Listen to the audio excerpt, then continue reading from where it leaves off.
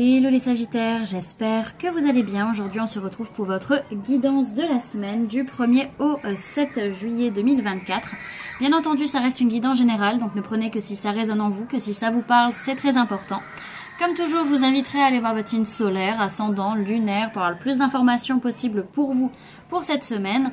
Et pour les personnes qui souhaitent prendre rendez-vous, que ce soit pour un soin énergétique, un accompagnement holistique, une guidance privée, du feng shui, de la géobiologie ou de l'architecture d'intérieur, vous avez mon adresse mail en barre d'infos, ainsi que les liens pour réserver directement le rendez-vous qui vous intéresse. Et également, pour les personnes qui sont intéressées par les événements que je propose, vous avez un lien en barre d'infos, ou alors soit ce sera les événements que je propose, soit les événements auxquels je participe et où vous pouvez me retrouver. Et également, vous pouvez me trouver sur Facebook, Instagram, LinkedIn et TikTok. Alors je suis désolée, on a vraiment des conditions de vidéo un peu compliquées aujourd'hui, ma foi, entre le soleil qui fait qu'il fait beaucoup trop chaud. Alors je pense que je vais être obligée malgré tout de fermer la fenêtre parce que sinon vous allez avoir le rideau qui va venir vous gêner et ça va être chiant. Donc voilà, on va faire ça comme ça, hop, c'est mieux. Et comme vous pouvez l'entendre, je pense, je suis à côté d'une école et du coup, là, les enfants crient parce qu'ils sont dans la cour de récréation. Mais il fait trop chaud pour que je puisse fermer toutes les fenêtres de la pièce.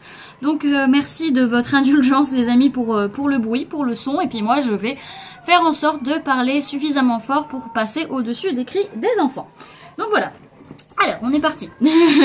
Alors, au niveau de votre sphère énergétique sur ce mois, n'importe quoi, sur cette semaine, on a vraiment une prise de conscience, en fait, de ce qui vous bloque dans votre vie matérielle, physique. Alors ça, c'est dans les énergies, donc il y a une prise de conscience, une révélation vis-à-vis d'une blessure de rejet, vis-à-vis de difficultés matérielles, financières ou par rapport au corps. En tout cas, on comprend d'où viennent les blocages en tant qu'homme ou polarité masculine ou par rapport à notre propre polarité masculine, c'est-à-dire notre vie extérieure. Ok. Ensuite, au niveau sphère matérielle physique, votre vie de tous les jours, il est possible qu'il y ait des cadeaux qui soient offerts soit à une personne de signe d'eau, cancer, poisson, scorpion, soit c'est cette personne qui vous offre un cadeau. Pour d'autres, c'est que le plus beau cadeau que vous faites cette semaine, c'est d'aller chercher en profondeur ce qui se passe au niveau de vos émotions. Ok.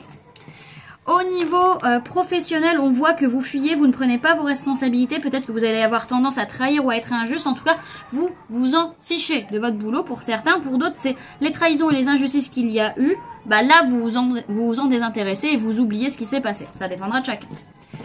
Ensuite, au niveau sentimental, on prend le temps de réfléchir à ce que l'on veut véritablement, à ce qui est en train de nous arriver, ce qui est en train d'être amené à nous, et aussi ce qu'on veut véritablement ou pas du coup dans notre vie sentimentale par rapport soit à une personne, à un homme ou une polarité masculine plus âgée que nous, ou alors par rapport à un manque de sagesse. Ok.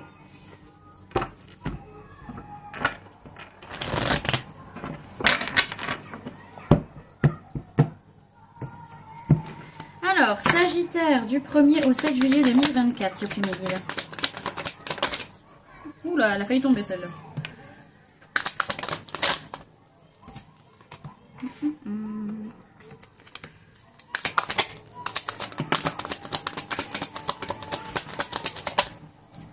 Tac, tac, tac.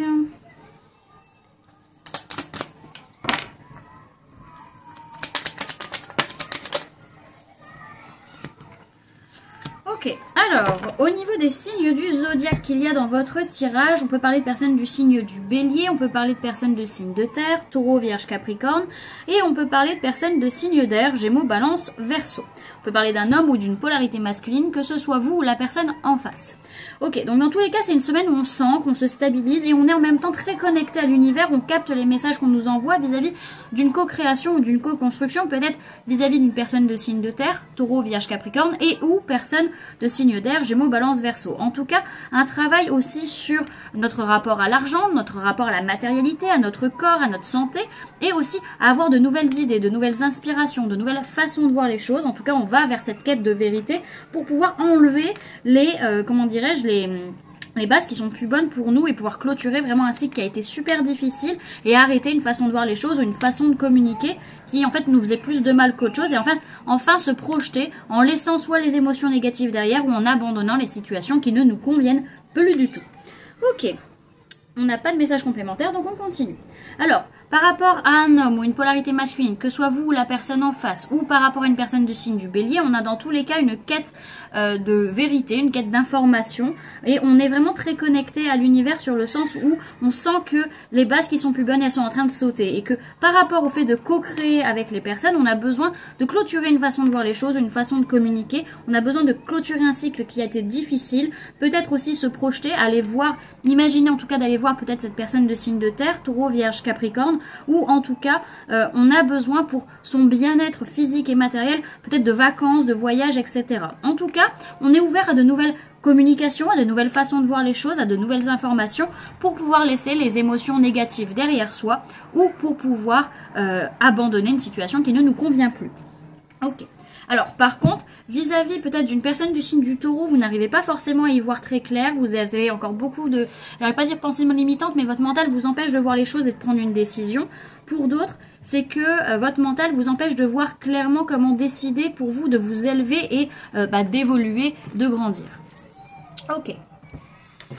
Alors, cette semaine, avec l'oracle de la sorcière noire et des runes, vous avez la carte du corbeau qui dit « En toi est la capacité de voir le devenir ». On parle de futur et de projection. Ok.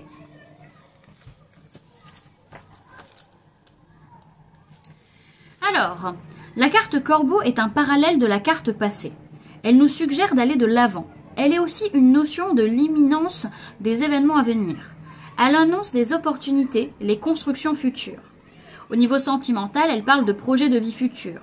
Elle nous suggère de nous projeter dans l'avenir, d'imaginer notre vie, de matérialiser nos besoins dans notre esprit, afin de prendre conscience de notre pouvoir de création. Au niveau professionnel, annonçant les événements à venir, elle nous suggère de nous mettre en état de projection. Avec la carte corbeau, nous sommes dans les opportunités à venir. Au niveau spirituel, elle est la carte de la clairvoyance, des futurs possibles. Elle est aussi la carte des mondes oniriques, des rêves prémonitoires. Elle nous suggère de prendre en considération les informations symboliques que l'inconscient nous envoie. Ok. Et avec l'oracle des êtres invisibles de la nature, vous avez eu deux cartes. Alors vous avez eu les sylphes et les nymphes. Donc élément air et élément eau. Ok. Allons les lire. Alors, hop. Ne regardez plus vos problèmes de cette façon. Les sylphes vous proposent de regarder cela d'un autre œil afin de vous apporter la sérénité nécessaire et de vous laisser guider vers la solution adéquate pour vous. Prenez du temps afin de regarder aussi le côté face. Cela vous montrera que cette situation n'a pas que du négatif et qu'il se pourrait même que la solution consiste à s'en détacher. Retrouvez le calme intérieur avant de lancer quoi que ce soit. Les sylphes sont là pour vous, à aller à leur rencontre. Ok. Et les nymphes vous disent « Voilà un moment que vous courez partout et comme vous le ressentez à juste titre, vous avez de plus en plus de mal à être serein, ce qui vous conduit à vous sentir désorienté.